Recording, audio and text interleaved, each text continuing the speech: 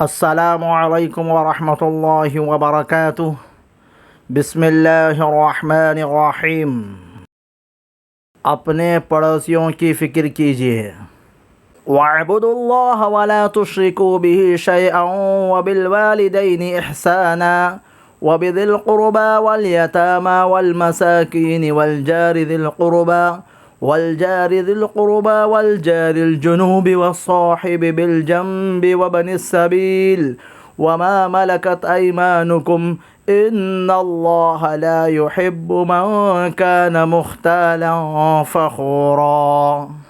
اور اللہ کی بندگی کرو اور اس کا شریک کسی کو نہ ٹھہراؤ، اور ماں باپ سے بھلائی کرو، اور رشتہ داروں اور یتیموں اور محتاجوں اور پاس کے ہمسائے اور دور کے ہمسائے اور ان کے ساتھیاں راہگیر اور اپنی باندھی غلام سے، بے شک اللہ کو خوش نہیں آتا کوئی اترانے والا، بڑائی مارنے والا۔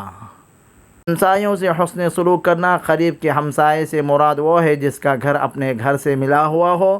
دور کے ہمسائے سے مراد وہ ہے جو محلہ دار ہو مگر اس کا گھر اپنے گھر سے ملا ہوا نہ ہو، جو پڑوسی بھی ہو اور رشتہ دار بھی ہو۔ قریب کا ہمسائے صرف پڑوسی ہو، رشتہ دار نہ ہو، وہ دور کا ہمسائے جو اپنے پڑوسی بھی ہو، مسلمان بھی ہو، وہ قریب کا ہمسائے ہو، اور وہ جو صرف پڑوسی ہو، مسلمان نہ ہو، دور کا ہمسائے ہے۔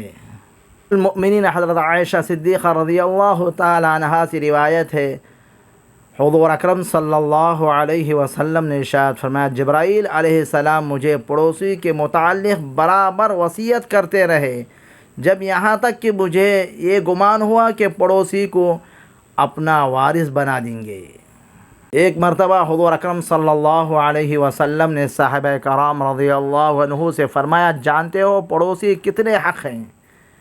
جب تمہارا ہمسائے اگر تم سے مدد چاہے تو اس کی مدد کرو، اور اگر قرض مانگے تو قرض دو، اور اگر تنگ دست ہو جائے تو اسے اپنا سلوک کرو، اور اگر بیمار پڑے تو عیادت کرو، اور اگر انتقال کر جائے تو اس کے جنازے کے ساتھ جاؤ، اگر اس کو کوئی خوشی حاصل ہو تو اس کو مبارکباد دو، اور رنج پہنچے تو اس کو اور تسلی دو۔ اس کی اجازت کے بغیر اپنا مکان اتنا اونچا نہ بناؤ کہ اس کو خاطر خواہ ہوا نہ پہنچ سکے۔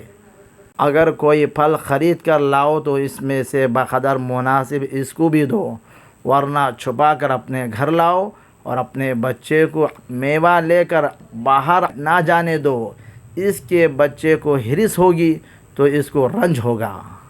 اپنی ہنڈیاں کے خوشبودار بگار سے اس کو ایذا مت دو، مگر اس صورت میں ایک چمچہ اس کے ہاں بھی بھیجو۔ جانتے ہو پڑوسی کا حق کس قدر ہے؟ بس یہ سمجھ لو کہ پڑوسی کے حق وہی پورے کر سکتا ہے جس پر اللہ تعالیٰ کا فضل ہو۔ حضرت عبداللہ بن عمر رضی اللہ عنہ، حضرت عائشہ رضی اللہ تعالی عنہا سے روایت ہے کہ رسول اللہ صلی اللہ علیہ وسلم نے فرمایا کہ حضرت جبرائیل علیہ السلام ہمسائے کے متعلق ہمیشہ ہی مجھے وصیت کرتے رہے، یہاں تک کہ میں نے یہ خیال کیا کہ اس کو وارث ہی بنا دیں گے۔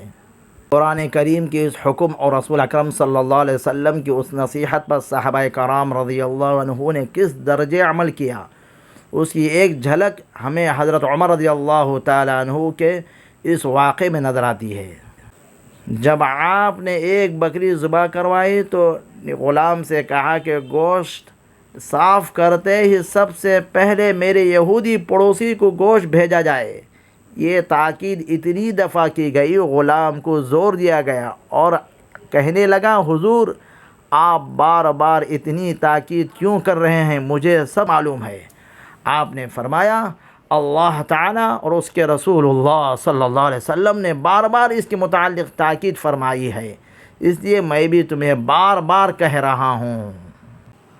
حضرت باعث بستامی رحمۃ اللہ علیہ کے ہمسائے میں ایک آتش پرست رہا کرتا تھا۔ ایک دفعہ وہ دوسرے شہر گیا، اس کی غیر حاضری میں اس کی بیوی کے پاس گھر میں چراغ جلانے کے لیے بھی کچھ نہ تھا، اور اس کا شیر خوار بچہ اندھیرے کے سبب ساری رات روتا رہتا تھا۔ حضرت باعزید رحمۃ اللہ علیہ کو اس بات کا علم ہوا تو آپ روزانہ گھر سے چراغ لے کر اپنے پڑوسن کو دے آتے۔ جب وہ آتش پرست واپس آیا تو اس کی بیوی نے حضرت بایزید بستامی رحمۃ اللہ علیہ کے حسن سلوک کا ذکر کیا۔ آتش پرست جب آنکھوں سے آنسو بہہ کر کہنے لگا، جب اس پاک بزرگ کی اس روشنی نے ہمارے گھر کا احاطہ کر ہی لیا ہے تو اب ہمارے لیے ان تاریکیوں میں رہنا ٹھیک نہیں۔ وہ اسی وقت آپ کی خدمت میں حاضر ہو کر مسلمان ہو گیا۔